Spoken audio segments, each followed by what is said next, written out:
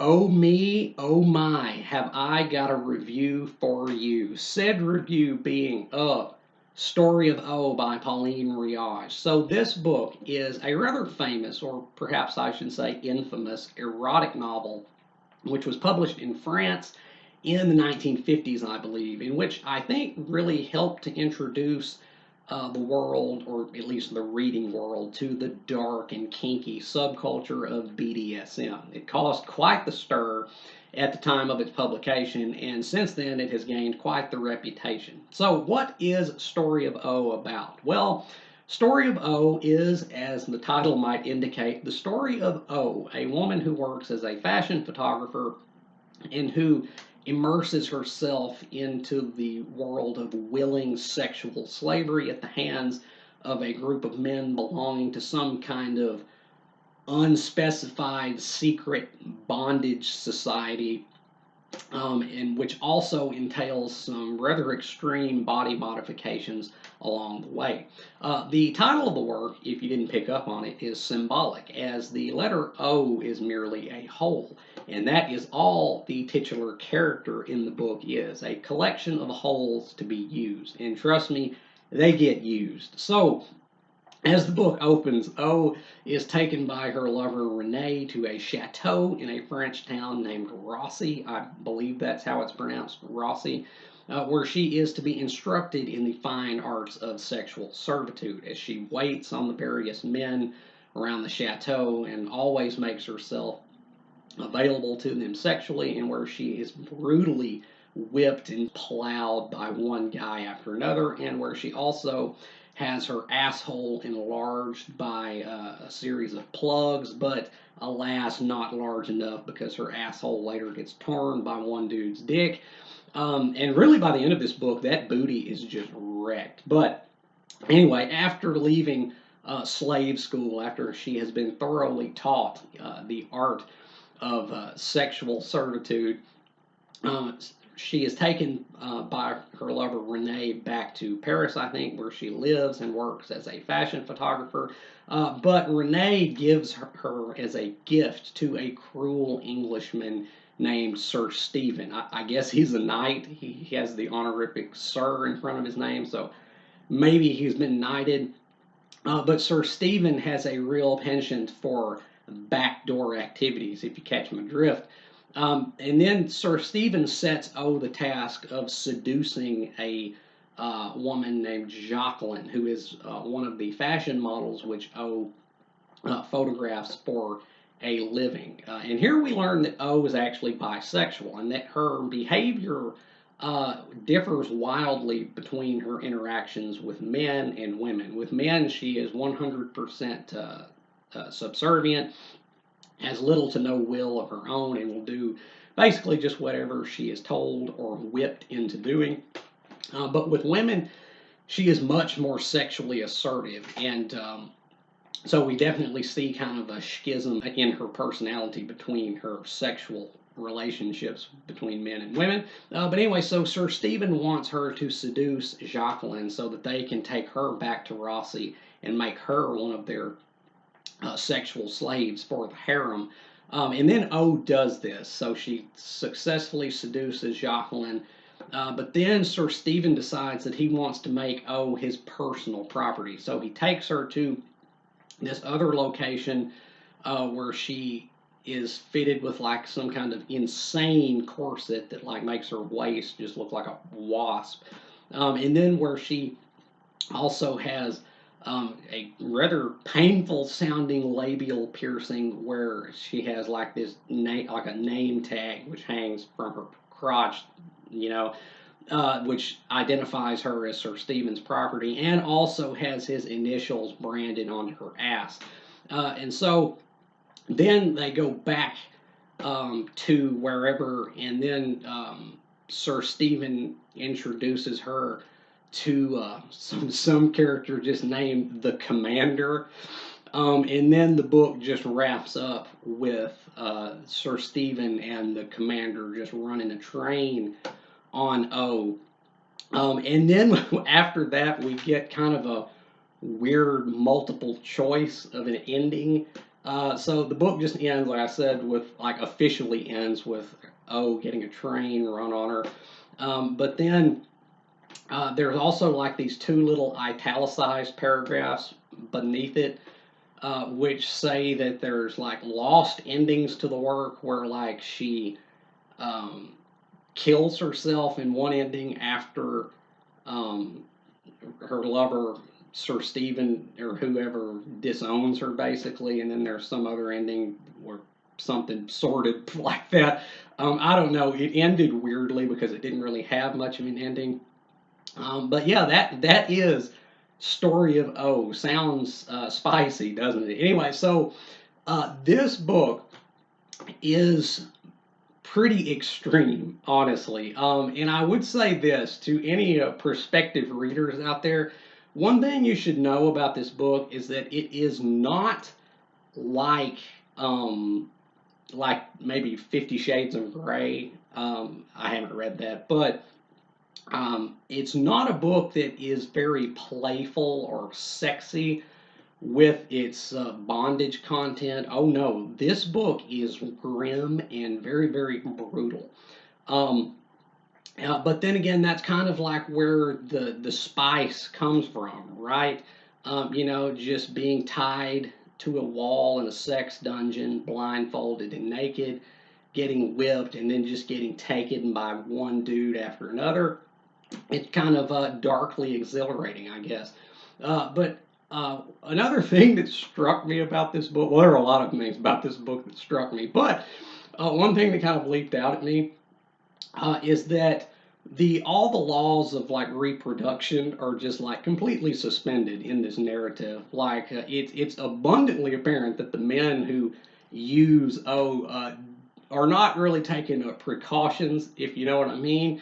And since this was written in the 1950s, this is well before the time of the pill. So unless she's using like a diaphragm, I was wondering throughout this whole thing. I was like, how is she not just pregnant by now? But then, I really thought it was going to go there. Like that kind of became what I thought it was leading up to. I mean, it's just wall to wall kink anyway. I was thinking, you might as well just go whole hog with it, throw in some reading kink, but it didn't. In fact, it ended again kind of bizarrely with just, not much closure.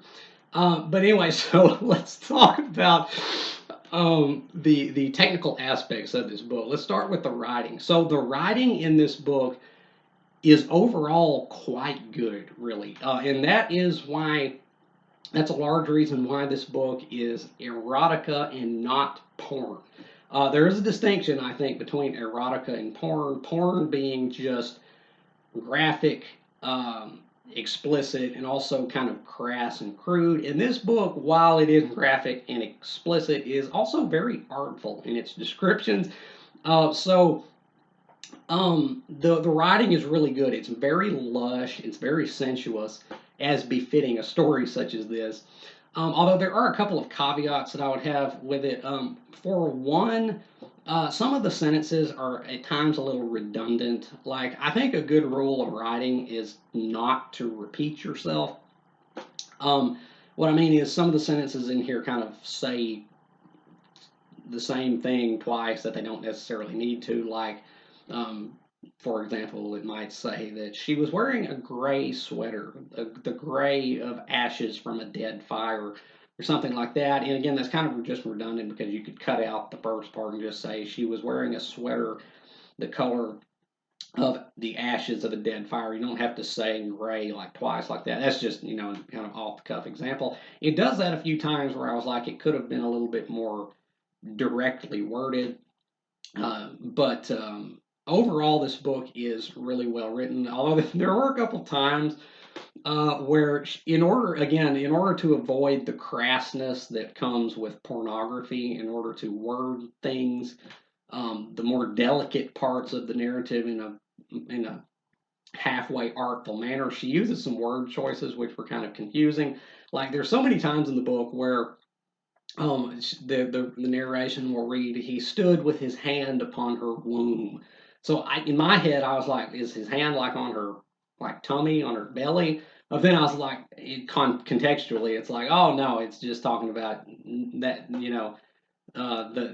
down there. So I was like, oh, you're using the word womb a little bit loosely there. But again, she words these things in a way that doesn't read nearly so coarsely as this would if it was pornography. And the writing is really by and large quite eloquent, I think. So let's talk about the characters. The characters in this aren't very deep at all. Oh, really? There's only like four real characters in the book. Oh, Renee, her lover, Sir Stephen, the Englishman, and Jacqueline, um, who is the model that O seduces. And really, the only character that has any real depth is O, although there is a little bit of backstory with Jacqueline that gives kind of maybe more than just a surface level to her character. But O is really the focus of this book, and we don't know a whole lot about her other than that she is, willing to just do anything for love. She will. There's no limits that she won't go to prove her devotion to her lover, whoever that may be, because it shifts throughout the course of the book as one dude just passes her to the next. Um, uh, but yeah, that's kind of what the book is about. Really, it's kind of like sexual idolatry. In fact, it's the sex is kind of just tangential to what the book is really about, which is kind of slavish devotion, like um, just being degraded to the level of absolute meat, but finding your fulfillment in that degradation because you're completely in the hands of another person, of your lover, whom you have placed yourself into the hands of, and whose pleasure is subsequently your pleasure, and you get pleasure out of them just degrading you again just to meet, but knowing that you are worthy in their eyes of being degraded to that level. That's really what the book's about, and that's kind of what O's character is about, and we kind of see that definitely as the story goes on.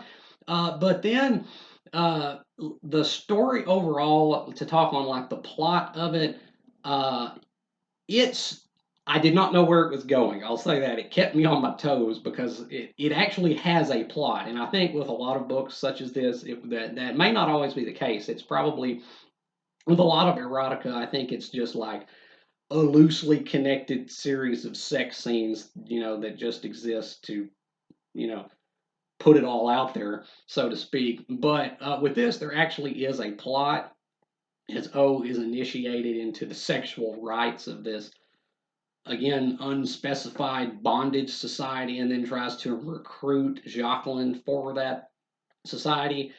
So it actually does go somewhere, but then it feels like it never gets there because that ending is not satisfactory. Again, it just ends with these guys running a train on O. But then we don't know if Jacqueline is going to go to Rossi to be a sex slave herself, or her sister. There, I forgot to mention Jacqueline has like a little sister named Natalie, I think, who's like a child, like 15, and like that part. When we got there, I was like, oh, we're really pushing taboo now.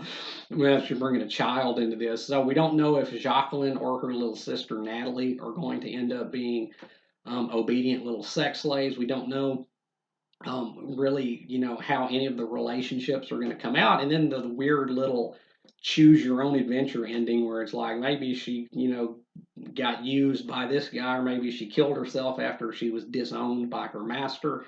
Don't know. The ending was not satisfactory.